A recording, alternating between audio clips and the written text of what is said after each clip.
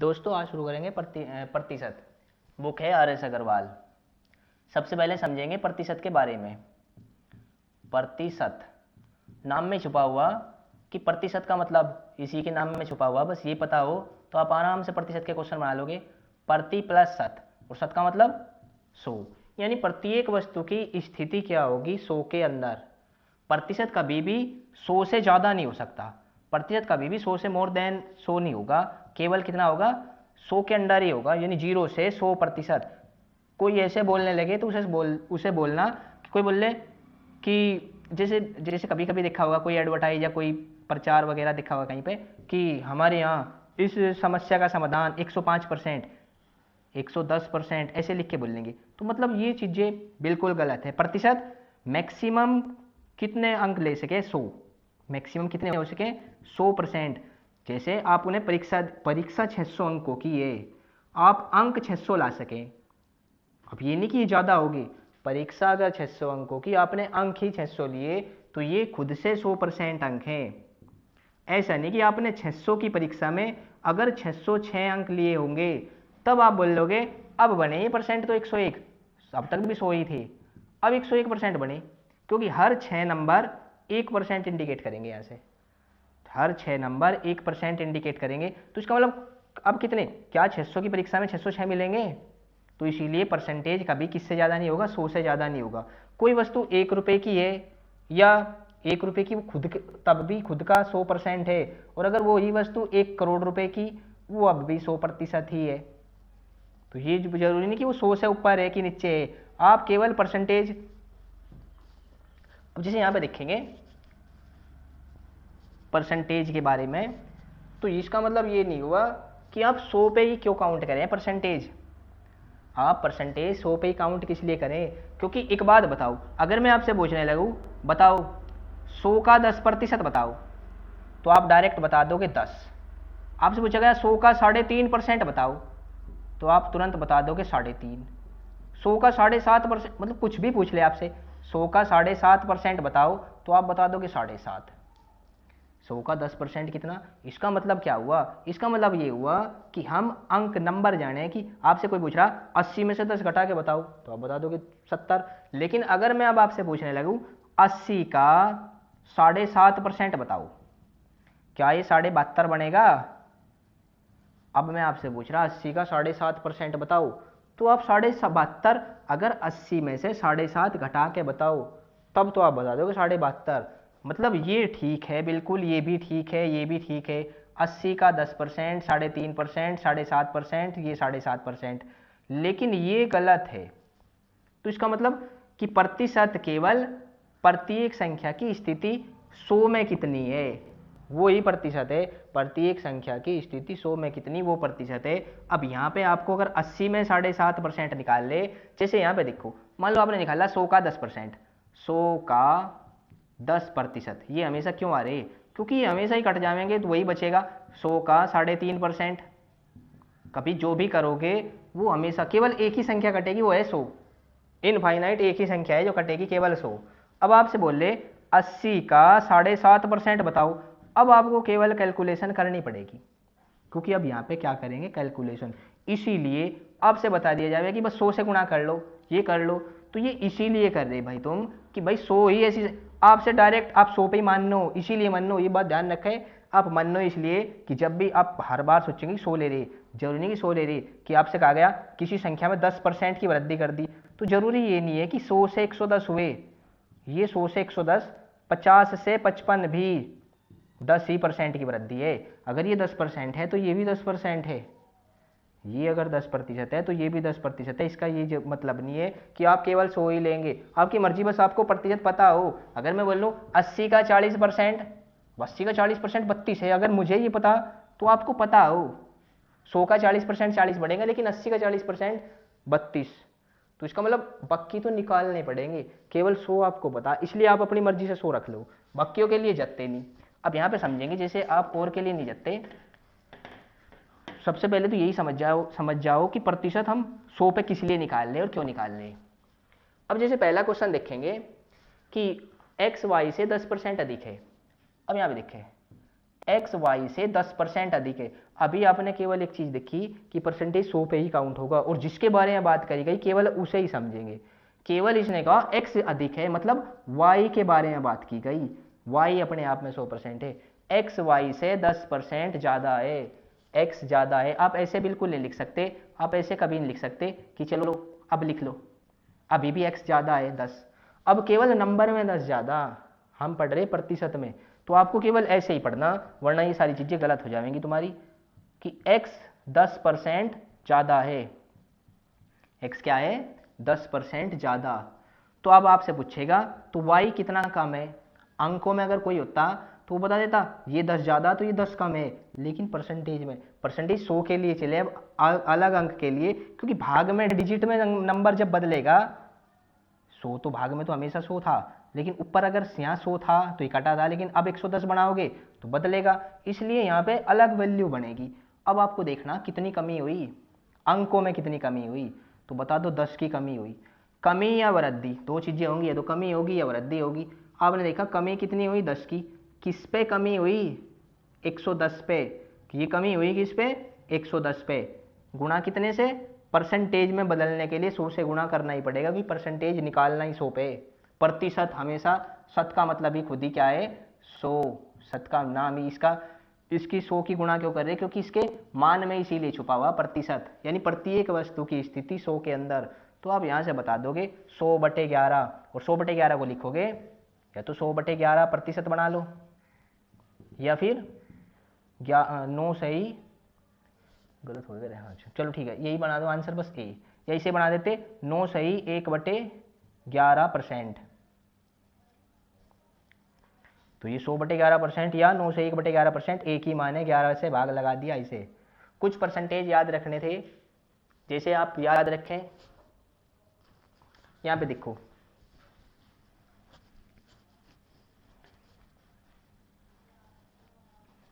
यहाँ पे देखेंगे कुछ परसेंटेज के लिए 10%, तो ऐसे कैसे होएगा भाई, तो फिर भी 16 सही 2/3%, इससे पहले लिख लो 12.5%, 1/2, ओ सॉरी 1/8, 16 सही 2/3%, सारे काटने पड़ेंगे, 1/6, 20%, 1/5, 25%, 1/4, 33 सही 1/3%, 1/3, 37 सही 1/2%,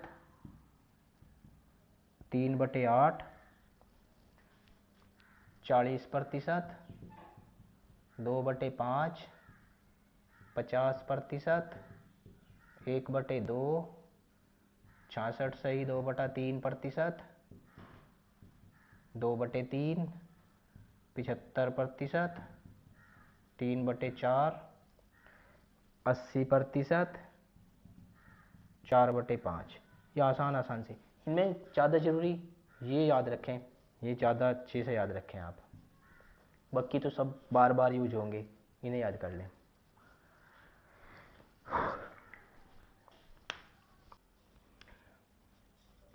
ए की आय बी की आय से 20% कम है, तो केवल हमें यही पता कि ए की आय कम है बी से, हमें केवल ये पता कि ए की आय 20% कम है, हम यहाँ से ये नहीं बता सकते बी की आय कितना ज़्यादा है। तो आपको सीधे सीधे निकालना, बी की वैल्यू 20 ज़्यादा है, बी की वैल्यू 20 ज़्यादा है, अंक कितने ज़्यादा, अंक नंबर में 20 ज़्यादा। अगर ए 80 रुपये कमा रहा, बी 100 रुपये कमा रहा, तो ए 20 रुपये कम कमा रहा, और या बी 20 रुपये ज़्यादा कमा रहा, ये केवल नंबर्स में। और आपसे पूछेगा प्रतिशत में, आपसे पूछ रहा प्रतिशत में, तो यहाँ से देखेंगे बी कितने ज़्यादा कमा रहा 20, लेकिन ये 20 ज़्यादा कमाने का काम ए से, मतलब 80 से ज़्यादा कमा रहा 20। तो परसेंटेज के लिए आपको हर बार जानना कि 100 में इसकी स्थिति कितनी, तो आप बताओगे ये 100 में स्थिति है 25% ज़्यादा, यानी बी की वैल्यू 25% ज़्यादा है ए से, जबकि ए की वैल्यू 20% कम थी, ए की वैल्यू 20% कम है, जबकि बी की वैल्यू 25% ज़्यादा है। अगला क्वेश्चन देखेंगे।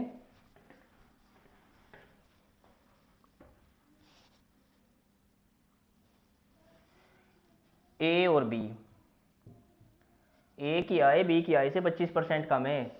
हमें यहाँ पे पता ए की आय बी की आय से 25% कम है। आपको केवल यही पता होना चाहिए कि ए की आय बी की आय से 25% कम है। तो आप बताओगे बी की आय ए की आय से कितना ज़्यादा। तो बी की आय आपको दिखाई दे रही 25 अंक ज़्यादा, 25 नंबर ज़्यादा बी की आय। अगर परसेंटेज की बात करोगे तो परसेंटेज में ये बनेगा 1/3, और कभी भी 1/3 बनेगा तो आप बता दोगे 33 सही 1/3%। जब भी 1/3 बने भिन्न में तो परसेंटेज में इसकी वैल्यू होगी 33 सही 1/3%। जैसे ये बना 1/3, तो इसलिए 1/3 को आप लिखोगे 33 सही 1/3% ज़्यादा, बी ज़्यादा है 33 सही 1/3%। नेक्स्ट देखेंगे।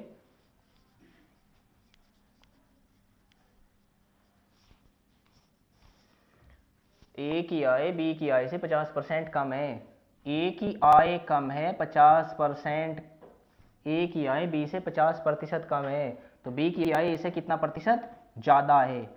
ज़्यादा कितना, यहाँ पे ध्यान नहीं रखना, बी की आय ए से ज़्यादा कितना, ज़्यादा केवल 50 अंक ज़्यादा, और ये 50 अंक 50 पे ही ज़्यादा, तो अपने आप में बनेगा पूरा 100% ज़्यादा। तो बी की आय ए से 100% ज़्यादा है। लेकिन अगर ये पूछने लगे बी की आय कितनी है ए के सामने, बी की आय कितनी है, तो बी की आय 200% है। कितनी है 200%, ये 200% है, जबकि ये 100% ज़्यादा है। दोनों बातें अलग है। आपसे ज़्यादा पूछा गया, ज़्यादा तो ये 50 है और ये है कितना, ऑटोमेटिक 100 है।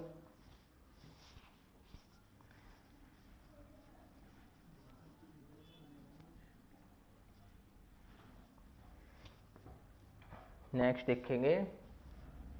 ए का 60%, ए का 60% बराबर होगा बी का 3/4। अब 3/4 लिख लो या इसे 75% लिख लो। जब भी आपको 3/4 मिलेगा तो आप आराम से उसका परसेंटेज बनाओगे तो वो 75% होगा। अब या तो इसे 3/4 लिखो या 75% लिख लो, 3/4 का बराबर ही 75% होगा, ये याद रखना। अब ये 100 से तो 100 खत्म, 15 गुणा 4 और 15 गुणा 5। तो सबसे पहले समझेंगे ए की वैल्यू कितनी, ए कितना है, यहाँ पे कितना दिखाई दे रहा। अगर आप इसे ऐसे पढ़ोगे 4a बराबर 5b, तो आपको एक चीज़ ध्यान रखनी कि a जो आपको दिखाई दे रहा ना, a हमेशा ये याद रखें कि a 4 नहीं है। हमेशा ये बात तो याद रखनी, अगर बराबर का साइन है तो जो जिसके पास है वो उसका तो है नहीं। a कभी 4 नहीं है और b कभी 5 नहीं है, तो मतलब a हमेशा होगा 5 और b हमेशा होगा दूसरी साइड वाला 4, जबकि ना 4 a है और ना 5 b है। b कभी 5 नहीं है और a कभी 4 नहीं है, ये बात तो पक्का ध्यान रखें। तो आप डायरेक्ट रेशियो में लिखेंगे, a और b का रेशियो बनाकर लिखेंगे। a 4 नहीं है, कितना है 5, और b 5 नहीं है, कितना है ये 4। तो a 5 है और b 4 है। अब परसेंटेज किसका निकाल, अनुपात बताना, आपको केवल अनुपात बताओगे। a अनुपात b बराबर 5:4, a अनुपात b बराबर बनेगा 5:4। लेकिन अगर जैसे प्रतिशत पढ़ रहे, प्रतिशत बताओगे a कितने प्रतिशत है, a कितना प्रतिशत है, तो आप बताओगे 5/4 गुणा 100, क्योंकि a b से 125% है। ज़्यादा नहीं, कितना है 5 है, और कितना ज़्यादा है, केवल 1 ज़्यादा है, तो मतलब 25% ज़्यादा है।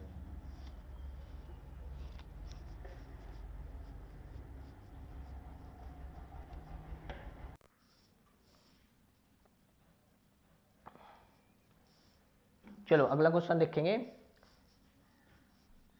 740 का 35% एक संख्या से 34 अधिक है। अब देखो 740 का 35% किसी संख्या से, पता नहीं किसी संख्या से 34 अधिक है, ये वाला 34 ज़्यादा है, तो आप इसमें 34 ऐड कर लो। यानी ये 740 का 35% बराबर होगा इस संख्या में ये संख्या 34 कम है, इसका 40%, इसके 34 कम है। अब देखो परसेंटेज निकालने का इतना बड़ा काम नहीं है, आपको केवल 0 से 0 खत्म। अभी लिखे हैं 74 गुणा 35 बटे 10 बराबर a प्लस 34। अब यहाँ से कुछ नहीं करना, 5 से 7 बार और 5 से 2 बार, 7 से 37 बार, यानी ये आया 37 गुणा 7 सती 49, 259। यानी 259 बोल रहा कि a से 34 ज़्यादा है, 259 a से 34 ज़्यादा है, या 259 ये a जो है, ये जो संख्या है, जो मिसिंग नंबर है वो 34 कम है। अगर वो 34 कम है तो आप यहाँ पे लाके इसमें से अगर 34 घटा दोगे, अगर यहाँ से 34 घटा दोगे तो संख्या मिलेगी, यानी वो संख्या बनेगी आपकी 225। यानी वो संख्या पूछेगा आपसे, तो वो संख्या कितनी है 225। लेकिन आपसे इसने संख्या नहीं पूछा, इसने कहा इसका 2/5, 2/5 बता दो। संख्या पूछता तो वो मिसिंग नंबर पूछता तो 225 था, लेकिन ये बोल रहा कि इस संख्या का 2/5 यानी 40%। अगर इस 2/5 को देखोगे तो ये बनेगा 40%, तो 225 का 40% बनेगा 45 गुणा 2 90, यानी option number B.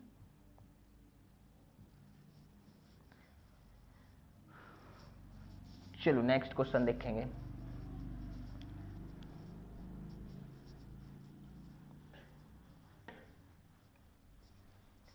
Question number 58। सभी क्वेश्चन RS अग्रवाल से, वहां से देख लोगे बुक में से उठा के। किसी वस्तु की 10% तथा 10% की दो क्रमवार मूल्य वृद्धियां किसी एकमात्र मूल्य वृद्धि के समतुल्य होंगी। यानी दो वस्तुएं, एक ही वस्तु है लेकिन उस एक वस्तु पे आपने दो वृद्धि कर दी और दोनों हैं 10-10% की। एक बार 10%, सबसे पहले तो प्रतिशत को समझे। एक बार 10% का मतलब अगर ये यहाँ पे है प्रतिशत में, इस प्रतिशत को आप भिन्न में बदलना सीख जाओ। तो प्रतिशत को भिन्न में कैसे बदलोगे, तो इसे ही लिख दोगे आप 1/10। यहाँ पे ये 10% तो प्रतिशत में लिखा हुआ, जबकि ये यहाँ पे हमने लिख दिया भिन्न में, रेशियो में। यानी 10 रुपए की वस्तु 1 रुपया बढ़ा रही, 10 रुपए की वस्तु पे 1 रुपया बढ़ा रही। अभी परसेंटेज में आप पढ़ रहे थे कि 100 रुपए की वस्तु पे 10 रुपए बढ़ाए, मतलब वो 110 की बनी। 100 रुपए की वस्तु पे 10% बढ़ाने का मतलब होगा 10 रुपए बढ़ा दिए तो वो 110 की हुई। तो आप ऐसे पढ़ सकें, ये परसेंटेज में पढ़ रहे हैं हम यहाँ पे हम भिन्न में ऐसे पढ़ सकें कि 10 रुपए की वस्तु पे अगर आप 1 रुपया बढ़ा दोगे तो वो 11 की होगी। अगर 10 की वस्तु पे 1 रुपया बढ़ाओगे तो 11 की हुई। केवल अंतर किस में आया कि आप प्रतिशत को छोड़ के इन्हीं चीजों को भिन्न में बदलना सीख लें। अब अगर भिन्न में बदलना सीख लेंगे, इससे फायदा होगा कि कैलकुलेशन छोटी होगी। तो आप देखेंगे सबसे पहले तो कुछ भिन्नें याद होंगी। अभी देखो कि 10% बराबर होगा 1/10। याद रखें बिल्कुल, 10% को आप लिखेंगे 1/10। अब केवल दो ही बात होंगी, या तो ज्यादा होगा या कम होगा। कभी बोलेगा कि 10% की वृद्धि हुई और कभी बोलेगा 10% की कमी हुई। तीसरी कोई बात नहीं बोलने का आपसे, या तो ज़्यादा या कम। तीसरी बात तो सेम ही है कि उतना ही रहा, तो फिर रहा क्या। तो 10% ज़्यादा होने का मतलब होगा कि पहले कितने की थी वस्तु 10 की, कितने बढ़े 1, इतना तो बढ़ा दोगे, कितने बढ़े 1, तो एक बार वृद्धि होगी 10%। लेकिन इसने बोला आपसे कि ये वृद्धि एक बार नहीं हुई, ये वृद्धि हुई 2 बार, और जब 2 बार हुई तो दोबारा से वहीं से चलेंगी। अब ये नहीं सोचने कि ये 11 पे आगे, अब 11 से आगे बढ़ेंगे। परसेंटेज हमेशा किसी भी वस्तु का 100 ही रहेगा अपने आप, उसके बेसिक परसेंटेज 100 पे ही होंगे। तो मूल भिन्न कितनी हो, मूल प्रतिशत कितना है 100। तो इसलिए पहले बार 10 से 11 हुए, तो अब जहाँ है वहीं से 10 से 11 होंगे दोबारा। तो मतलब अगर उस वस्तु का कुल मूल्य वृद्धि से पहले ये था, तो वृद्धि के बाद 10 गुणा 10 कितने बढ़ेंगे 100, 11 गुणा 11 कितने बढ़ेंगे, केवल गुणा ही करना, जोड़ना नहीं। तो अगर इस वस्तु का मूल कीमत थी 100, तो अब वृद्धि के बाद कितनी हुई 121। तो भी आपसे पूछेगा कितनी वृद्धि हुई, तो आप बता दोगे 21%, यानी कि ऑप्शन नंबर सी। कितनी वृद्धि हुई 21%। कैसे, 10% को भिन्न में बदल दिया 1/10, 10 से 11, 10 से 11 तो 100 से 121, यानी मूल भिन्न कितनी, मूल प्रतिशत कितना 100, वृद्धि होने के बाद कितना पता लगा 21 बढ़ गए, तो बस डायरेक्ट बता दो कि 21% की वृद्धि होगी।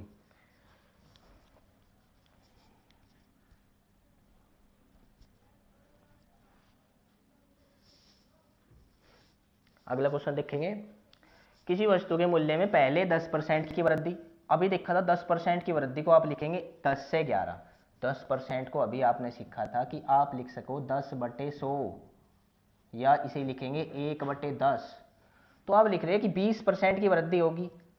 अगर आपने देखा 10% को लिखेंगे आप 10/100 या 1/10, ये प्रतिशत में था और ये भिन्न में है, जबकि यहाँ देख रहे 20% को आप 20/100 लिखोगे, 20/100 लिखोगे। आप इसे ऐसे भी लिख सको कि 20/100 को भिन्न में 1/5 लिखा जा सके, कोई परेशानी नहीं, लेकिन इसे ऐसे भी तो लिख सको 2/10। अगर हमने भिन्न का मतलब होगा, अनुपात में लाने का मतलब होगा कि आप HCF से भाग लगा रही, HCF से भाग लगाने का मतलब हो कि 10, अब यहाँ पे इनका HCF 10 आया था, 10 से भाग लगाया, इनका HCF कितना आया 20, अब अगर HCF 20 आया तो यहाँ 20 से भाग लगा रहे थे, ठीक है, लेकिन अगर यहाँ 20 से भाग लगाओगे 20 गुणा 1 20, 20 गुणा 5 100, ये ठीक बात है, लेकिन आप क्या इसे ऐसे भी भाग लगा सको, 10 से भाग लगा दोगे, 10 गुणा 2 और 10 गुणा 10, ये 100 बनी। इससे फायदा क्या होगा, इससे फायदा ये होगा, यहाँ पे देखो, अगर मान लो आपने लिखा 10 से 11, ये तो डायरेक्ट 10 में 1 की वृद्धि हुई 11 हुए, जबकि अगर यहाँ पे आप लिखोगे 5 से 6 बने, 5 से कितने बने 6, जब आप ऐसे लिखोगे तो ये बनेगा 10 गुणा 5 50 और 11 गुणा 6 66, कोई परेशानी नहीं है, बिल्कुल ठीक है, लेकिन यहाँ पे समझना कि समय कैसे लगेगा। 10 गुणा 5 बने 50, 11 गुणा 6 बने 66, तो आपने देखा वृद्धि कितनी हुई 16 की, वृद्धि कितनी हुई 16 की, और ये 16 की वृद्धि हुई 50 पे, 16 की वृद्धि हुई 50 पे। अब हमेशा परसेंटेज 100 पे बढ़े, परसेंटेज हर बार आपको निकालना पड़ेगा, देखना पड़ेगा, अगर 100 पे है तो आप डायरेक्ट, कोई बोल रहा कि 100 से 120 हुए तो कितने परसेंट बढ़े 20%, लेकिन अगर मैं बोल लूँ 80 से 120 हो गए, अब कितने परसेंट बढ़े, ये 20% सही है, लेकिन क्या ये 40% सही है, ये सही नहीं है, ये 20% बढ़े बिल्कुल ठीक है, ये 40% नहीं बढ़े, क्योंकि प्रतिशत में ही छिपा हुआ, प्रतिशत का मतलब प्रतिशत में ही छिपा हुआ कि ये हमेशा 100 पे बात करेंगे, तो 100 से 120 या 100 से 80 20% हुए, लेकिन 80 से 120 40% नहीं हुए, तो इसका मतलब अगर यहाँ पे देखोगे 50 से 66 16 अंकों की वृद्धि हुई, प्रतिशत की वृद्धि नहीं हुई, तो प्रतिशत की वृद्धि करने के लिए क्या करा करो, प्रतिशत की अगर वृद्धि निकालनी तो ऐसे ना कर, यहाँ पे क्या करोगे, यहाँ पे तो आपको परसेंटेज में वृद्धि करनी पड़ेगी, 50 गुणा 2 16 गुणा 2 32%, यहाँ पे आप निकाल दोगे कि ये 32%, यानी ऑप्शन नंबर कहाँ से लिखा है भाई,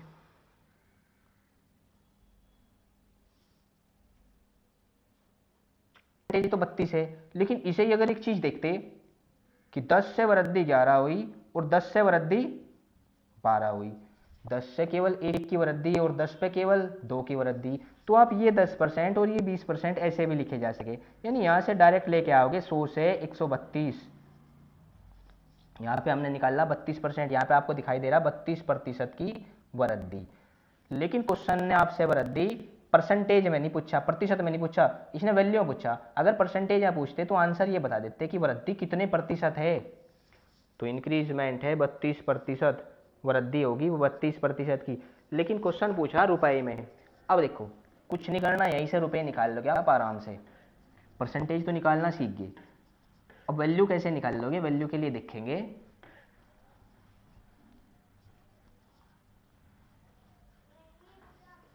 अब देखें आप कि 10% वृद्धि हुई 10 से 11 और 20% वृद्धि हुई 5 से 6 लिख लो, 10 से 12 लिख लो, एक ही बात है, तो आप देख रहे 50 रुपए की वस्तु कितने की बनी 66 की, मतलब अगर किसी वस्तु का प्रारंभिक, ये हमेशा प्रथम मूल्य होगा, प्रारंभिक होगा, और ये हमेशा अंतिम होगा, अब अंतिम में बढ़ा हुआ भी हो सके और घटा हुआ भी हो सके, तो ये प्रारंभिक होगा हमेशा और ये होगा अंतिम मूल्य, पहला बाद का, बाद में बढ़ा होगा तो बढ़ा हुआ होगा, घटा होगा तो घटा हुआ होगा, यहाँ दोनों बार बढ़े 10% और 20%, तो 50 रुपए की वस्तु 66 रुपए की होगी, प्रारंभ में जिस वस्तु का मूल्य 50 था उसका अभी कितना 66। लेकिन इसने बोला कि अंतिम बढ़ा हुआ मूल्य 33 रुपये है। अंतिम बढ़ा हुआ मूल्य कितना 33 रुपये, हमने कितना बताया 66 रुपये। तो आपको एक ही काम करना, हमेशा जिसकी वैल्यू दी होगी उससे भाग लगाओगे और जिसकी वैल्यू निकालनी होगी उससे गुणा करोगे।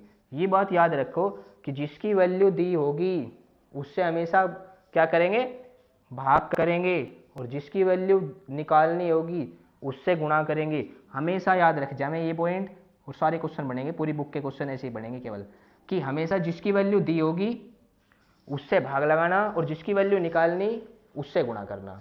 तो भाग किससे किया 66 से, और गुणा किससे किया 50 से। भाग 66 से क्यों किया, 66 की वैल्यू दी हुई, और 50 से क्यों किया, 50 की वैल्यू निकालनी। तो आंसर बताओगे 25 रुपये, यानी इस वस्तु का प्रारंभिक मूल्य था 25 रुपये।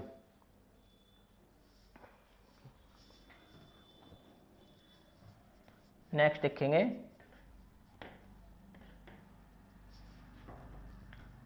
देखो अगला क्वेश्चन देखेंगे कि 20 और 5 के दो क्रमवार बट्टे। बट्टे का मतलब जिसे आप पढ़ के आओ हमेशा डिस्काउंट। दुकान पर सबसे पहले जाके पूछो कि डिस्काउंट कितना, वो डिस्काउंट ही हिंदी का बट्टा है।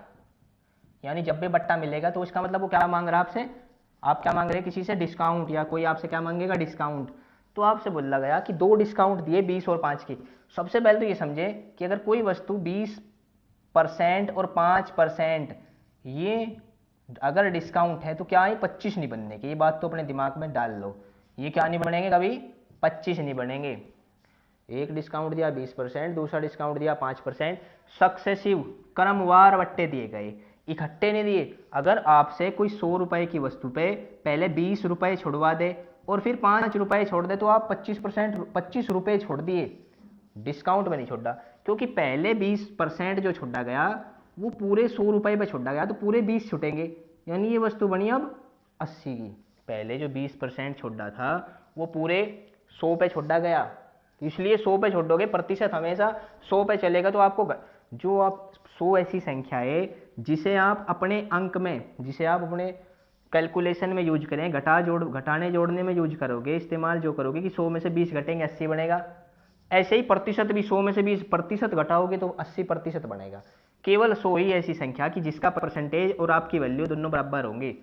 तो इसलिए यहाँ से तो 80 होगी, लेकिन जब 80 पे 5% डिस्काउंट देगा ना तब ये 75% नहीं बनना, तब ये 75% नहीं बनना, ये गलत है।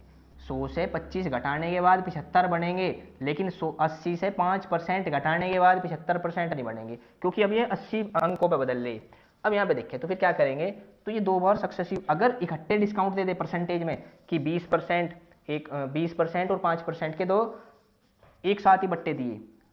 अब जैसे सक्सेसिव बट्टे, क्रमवार बट्टों की जब भी बात करेगा तो आपको देखना होगा 20%, सबसे पहले तो 20% समझेंगे क्या होगा। 20% को आप 2/10 भी लिख सकें या 1/5 भी लिखेंगे, और 5% का मतलब होगा 1/20, कितना होगा 1/20।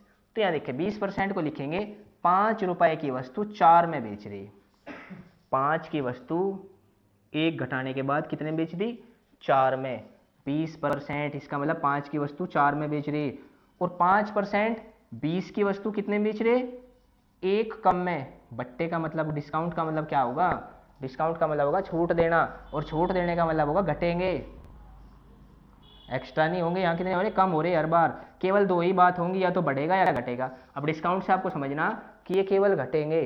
तो 20 रुपए की वस्तु पर कितने रुपए का डिस्काउंट दिया 1 का, और 1 का डिस्काउंट होने के बाद कितने का बनेगा ये 19 का। तो मतलब 20 गुणा 5 100, गुणा करेंगे हर बार, 19 गुणा 4 76। तो 100 रुपए की वस्तु अभी कितने की मिल रही है आपको, 20% और 5% के डिस्काउंट लेके कितने की मिली ये वस्तुएं, ये वस्तुएं मिली 100 की वस्तु 76 में मिली, मतलब 24%। कितना डिस्काउंट हुआ 24%। Option number D 24%।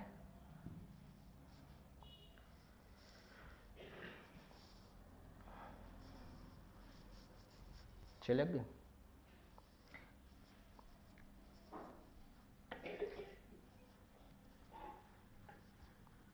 देखो नेक्स्ट क्वेश्चन देखेंगे।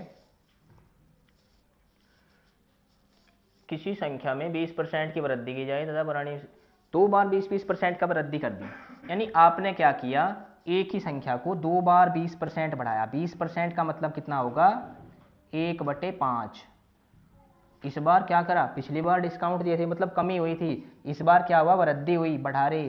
तो 5 की वस्तु कितने की कर दी, 6 की कर दी। 1 की वृद्धि कर लोगे, 5 की वस्तु में कितना बढ़ाया, 1, तो कितने कर दी, 6 की। और दूसरी वस्तु देखेंगे, 5 की दोबारा से वस्तु कितने, वही वस्तु 20% फिर से बढ़ाई, यानी आप लिखेंगे 25 से कितना हुआ, 36। तो पहले जिस वस्तु का मूल्य 25 रुपये था, अभी उसका मूल्य कितना, 36 रुपये। कितना मूल्य है, 36 रुपये। तो 25 की वस्तु 36 की हुई, लेकिन परसेंटेज यहाँ पे नहीं बता सकते कि ये 11% नहीं बढ़े, 11 अंक बढ़े। अगर ये 11 अंक बढ़े, 11 अंक कितने में बढ़े, 25 पे बढ़े, बढ़ाने किस पे, 100 पे, क्योंकि परसेंटेज किस पे निकाल लोगे, पूरे 100 पे। तो ये बताओगे आप 44% की वृद्धि हुई, 44% की वृद्धि हुई। अब यहाँ पे देखो, अगर आप इसे ही ऐसे ना लिख के ऐसे लिखते 20% 1/5 के बदले लिख देते 2/10, ये दोनों बराबर ही हैं एक दूसरे के, ये इसके बराबर हो सके तो ये इसके भी बराबर है। तो आप ऐसे भी लिख सको, 10 की वस्तु कितनी वृद्धि हुई, 2 की वृद्धि 12। ऐसे ही फिर से 10 की वस्तु में कितनी वृद्धि हुई, 2 की वृद्धि 12। 10 गुणा 10 100, 12 गुणा 12। देखो नेक्स्ट क्वेश्चन देखेंगे, जोसेफ की आय में 10% कमी कर दी गई। अब कमी करना, मान लो किसी की सैलरी 100 रुपये है या किसी की सैलरी 120 रुपये है, ऐसे समझो। इसकी सैलरी 20 रुपये कम कर दिए तो कितनी बनेगी, 100 बनेगी। अब कोई आपसे पूछेगा इसकी सैलरी को दोबारा से इतना ही करना, तो क्या करोगे, यहाँ पे तो आप बोल दोगे कि 20 रुपये जोड़ने, लेकिन परसेंटेज चल रहे, हम रुपये में नहीं चल रहे, कक्षा 2 के बच्चे नहीं पढ़ रहे। आप देखेंगे कि अगर सैलरी 10% कम की गई थी, यानी आप समझ सको कि 100 से 10% कम करके कितने कर दिए, 90। 100 से 10%, 100 इसलिए लिखे हैं कि यहाँ से आप प्रतिशत आराम से निकाल लो, बाकी ऐसा नहीं जरूरी नहीं है कि 100 ही लिखोगे, आप लिख सको 50 से सैलरी कितनी कर दी, 45। 9 से 10 से सैलरी कितनी कर दी, 9। तो सभी एक ही बात है, तो जरूरी नहीं कि परसेंटेज 100 ही लिखना प्रतिशत के लिए। तो ये तो समझने के लिए 100 इसलिए लिख रहे हैं हम कि यहाँ से हमें पता लग जाए कि आसानी से केवल हमें एक ही प्रतिशत का पता, और वो है 100, जिससे आप आराम से, कोई आपसे पूछेगा 30% बढ़ाने, तो आप बता दोगे 100 से 130। लेकिन अगर हम बोल रहे हैं 3 का 30% बढ़ाने, तो तुम्हें याद आवेंगे कि पेन लगाने पड़ेंगे, इसीलिए आप 100 लो, बाकी ऐसा कोई जरूरी नहीं है कि आप 100 ही लोगे। तो यहाँ पे देखेंगे जैसे कि 10% कमी हुई, तो आप समझेंगे 10% कमी हुई, 100 से कितना हुआ, 90।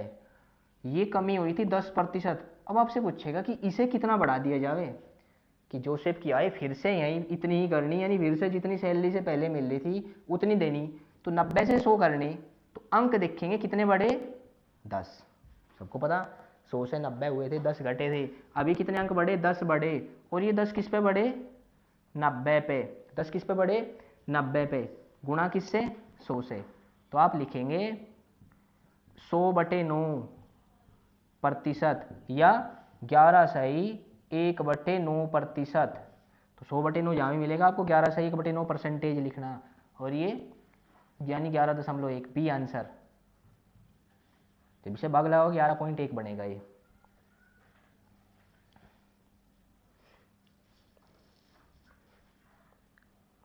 नेक्स्ट देखेंगे 600 के 75% का, सबसे पहले 75%। अब 75% को ऐसे लिख लो 75/100, या अगर याद रखोगे या थोड़ा सा पढ़ते समय खुद ही याद हो जाएंगे कि जहाँ भी 75% मिलेगा, 75% को आपको पढ़ना 3/4। कितना पढ़ना, 75% देखते ही आपको पढ़ना हमेशा 3/4। तो 600 का 3/4 का 2/3 कि एक संख्या में 600 के 75% का 2/3 घटाने पर 600, एक संख्या में से, ध्यान से समझे, किसी संख्या में 600 का 75% का 2/3, किसी संख्या से 600 का 75% का 2/3 घटाने पर प्राप्त संख्या कितनी होगी, 320। तब 320 बचेंगे। अगर इसी संख्या से इतना घटा देंगे तो 320 मिलेंगे। तो अब देख लो यहाँ से ये खत्म हुए इनसे, तो ये कितना बचा, 300। अगर 300 को इधर ले जाओगे तो क्या होंगे, प्लस तो ये होगा 320 प्लस 300 मतलब 620। तो ये संख्या कितनी होगी? 620। Option number B answer.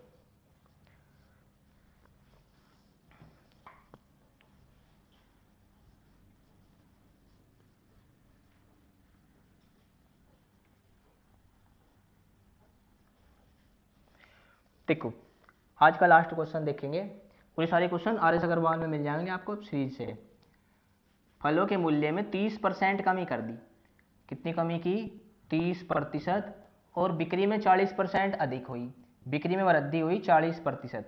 कमी की थी 30% लेकिन बिक्री बढ़ गई 40%। फलों के मूल्य को 30% कम करने से फलों में बिक्री, यानी मान लो अगर रेट, जैसे रेट घटेंगे तो आपकी बिक्री क्या होगी? बढ़ेगी। तो रेट घटाने से बिक्री बढ़ी। अब इससे दुकानदार को क्या हुआ? फायदा कि नुकसान? तो उसने, अगर वो मान लो 100 रुपए के फल खरीद रहा था, मतलब 100 रुपए के फल थे, 100 रुपए का रेट था, अब उसने 30% कम कर दिए। 100 रुपए के रेट से 30% मूल्य में कमी कर दी। तो कितना हुआ मूल्य? 70।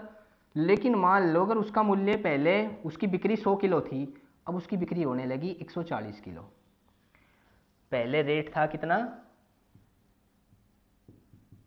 और फिर वेट हुआ कितना? पहले रेट था 100, अब हुए 30% कम 70। पहले वेट था 100, अब हुआ 140, क्योंकि कमी हुई किसमें? मूल्य में, तो वृद्धि होगी बिक्री में। अब अगर यहाँ से गुणा करोगे तो ये कैलकुलेशन बड़ी होगी। तो आपको देखना कि 30% को आप लिख सको 3/10 और 40% को आप लिख सको 2/5। 40% बराबर 2/5 कहाँ से आया? 40/100 और ये बनेगा 30/100। तो इसे ही आप लिख दोगे 3/10 और इसे आप लिख दोगे 20 गुणा 2, 20 गुणा 5, 2/5। मतलब ऐसे समझो कि 10 रुपए की वस्तु अब कितने की हुई? घटने से 7 की होगी।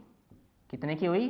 घटने से, मूल्य में कमी होने से 10 रुपए के मूल्य की वस्तु 7 रुपए की हुई, और वृद्धि होगी 5 रुपए की वस्तु फिर से 7 रुपए की। या 5 ना लिख के लिख दो 10 रुपए की वस्तु 14 रुपए की, ऐसे लिख देंगे। 5 की वस्तु अगर 7 में, तो इसे आप लिख दोगे 4/10। सब बराबर हैं एक दूसरे से, ये एक दूसरे से सभी क्या हैं? बराबर हैं। तो आप 10 से 14 लिख दोगे, 10 गुणा 10 100, 14 गुणा 7 98। मतलब पहले 30% रेट घटाने से पहले दुकानदार को मिल रहे थे कुल 100 रुपए, और अब 30% रेट घटाया लेकिन 40% बिक्री बढ़ने के बाद भी दुकानदार को कितने मिले? 98। तो क्या हुआ? दुकानदार को डायरेक्ट दिखाई दिया, क्या हुआ? 2% लॉस, 2% हानि, और आप लिखेंगे 2% कमी। ऑप्शन अच्छा 22 है, डी ऑप्शन 2%। देखो हम जल्दी सी राकेश यादव स्टार्ट करेंगे जब हमारे पास कुछ स्ट्रेंथ हो जाएगी, तभी राकेश यादव शुरू कर देंगे।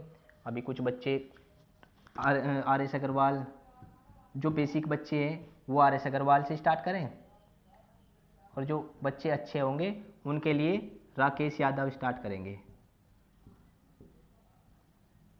कंप्लीट राकेश यादव और कंप्लीट आर एस अग्रवाल, साथ साथ एच डी यादव के भी बैच लेके आवेंगे, और यूपी पुलिस वालों के बच्चों के लिए भी क्लास लगाएंगे प्रीवियस पेपर।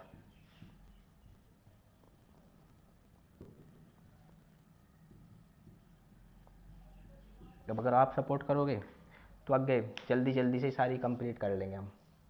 धन्यवाद।